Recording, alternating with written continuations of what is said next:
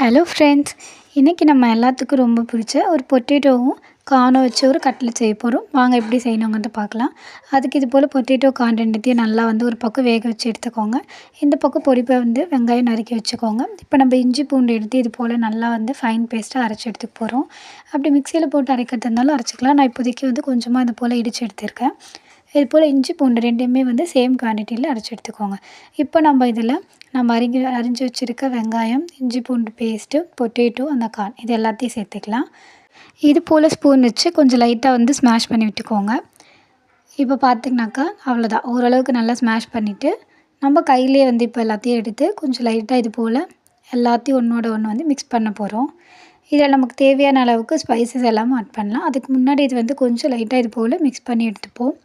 இப்போ பார்த்திங்கனாக்கா இது எல்லாத்தையும் ஓரளவுக்கு மிக்ஸ் பண்ணிட்டோம். இப்போ இதில் நம்ம நசுக்கி வச்சுருக்க இஞ்சி பூண்டு பேஸ்ட்டும், கொஞ்சமாக சில்லியும், அதுக்கப்புறம் 1/4 ஸ்பூன் அளவுக்கு கரம் மசாலா, 1 ஸ்பூன் அளவுக்கு வெறும் மிளகாய்த்தூள் இது எல்லாத்தையும் சேர்த்துட்டு கொஞ்சமாக சால்ட் உப்பு சேர்த்துக்கலாம். இந்த டிஷ்ஷில் எதுலேயுமே நம்ம உப்பு சேர்க்கல. பொட்டேட்டோ வேக வைக்கும்போது மட்டும் கொஞ்சமாக உப்பு சேர்த்துருந்தோம். இப்போ இதில் 1 ஸ்பூன் அளவுக்கு கார்ன்ஃப்ளவர் சேர்த்துக்கலாம். அவ்வளோதான். இது எல்லாத்தையும் சேர்த்துட்டு இது போல் நல்லா மிக்ஸ் பண்ணி விட்டுக்கோங்க. கொஞ்சம் கருவேப்பிலை, கொத்தமல்லி இருந்தாலும் இது போல் தூவிக்கலாம். அவ்வளோதான். இதை ஒரு 10 மினிட்ஸ் போல் அப்படியே மசாலா எல்லாம் ஊறுறதுக்கு விட்டுடலாம். அதுக்கப்புறம் கொஞ்சம் ஒரு 10 மினிட்ஸ்க்கு அப்புறமா இது போல் ஒரு சின்ன சின்ன உருண்டையாக எடுத்துகிட்டு இதை நம்ம கட்லெட் சைஸ்க்கு தட்ட போகிறோம். இது போல் கையில் லைட்டாக எண்ணெய் தடவிட்டு கொஞ்சம் உருண்டை மாதிரி உருண்டிட்டு இதை நம்ம கையில் இது போல் நம்மளோட ஷேப் நம்மளோட இஷ்டம் தான். உங்களுக்கு ஸ்கொயர் ஷேப்பில் வேணும்னா ஸ்கொயர் ஷேப்பில், இல்லை ரவுண்ட் ஷேப்பில் எதுனாலும் நம்ம தட்டி எடுத்துக்கலாம். ஸோ இது போல் ஒன்று கொஞ்சமாக தட்டி எடுத்து ஒரு பிளேட்டில் வச்சுக்க போகிறோம். நமக்கு வேணும்னா நம்ம கார்ன் வேக வச்சு எடுத்ததுக்கப்புறம் மிக்சியில் போட்டு ஒரு சின்னதாக ஒரு ஓட்டி எடுத்துக்கலாம். பிகாஸ் இது கொஞ்சம் பெருசாக இருக்கிறதால அப்படி வேண்டாம்னு நினச்சிங்கன்னா இதை போல் முழுசாக கூட நம்ம கட்லெட்டில் போட்டுக்கலாம். அவ்வளோதான். இது போல் கொஞ்சம் கொஞ்சமாக தட்டிட்டு நம்மளுக்கு தேவையான அளவுக்கு எல்லாத்தையும் ரெடி பண்ணி வச்சுக்கலாம். பார்த்துக்கினாங்க. இப்போ நான் என்கிட்ட இருந்த எல்லா கட்லெட் மாவையும் இது போல் தட்டி ரெடியாக எடுத்து வச்சுட்டேன்.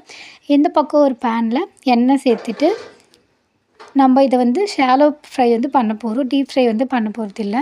ஸோ அதுக்கு தேவையான அளவுக்கு எண்ணெய் சேர்த்தாலே போதும். ஒரு 2 ஸ்பூன் அளவுக்கு எண்ணெய் சேர்த்துருக்கேன்.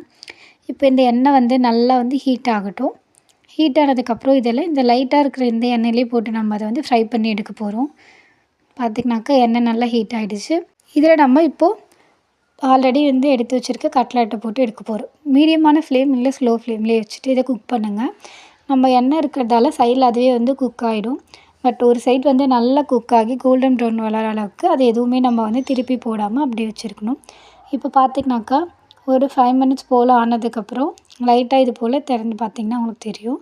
அப்புறம் இந்த பக்கம் திருப்பி போட்டு எடுத்தால் ரொம்ப ரொம்ப சுவையான கார்ன் பொட்டேட்டோ கட்லெட் ரெடி.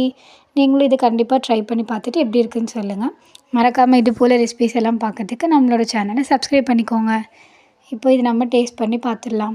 அவ்வளோதான். பாருங்கள், நம்மளோட கார்ன், ஆனியன், பொட்டேட்டோ எல்லாம் சேர்ந்து ரொம்ப ரொம்ப கிறிஸ்பி அண்ட் டேஸ்டியான பொட்டேட்டோ கார்ன் கட்லெட் ரெடி. வாங்க இப்போ நம்ம இதை டேஸ்ட் பண்ணி பார்ப்போம். மேலே பார்த்திங்கன்னா உங்களுக்கே தெரியும் எவ்வளோ ஒரு கிறிஸ்பியாக இருக்குதுன்னு சொல்லி. ஸோ இது போல் புட்டு எடுத்து பார்த்தோம்னாக்கா நம்மளோட கார்ன் நல்லா வெந்திருக்கு. கூட பொட்டேட்டோ ட்ரை பண்ணி பார்த்துட்டு எப்படி இருக்குதுன்னு சொல்லுங்கள். Stay tune. பாய்.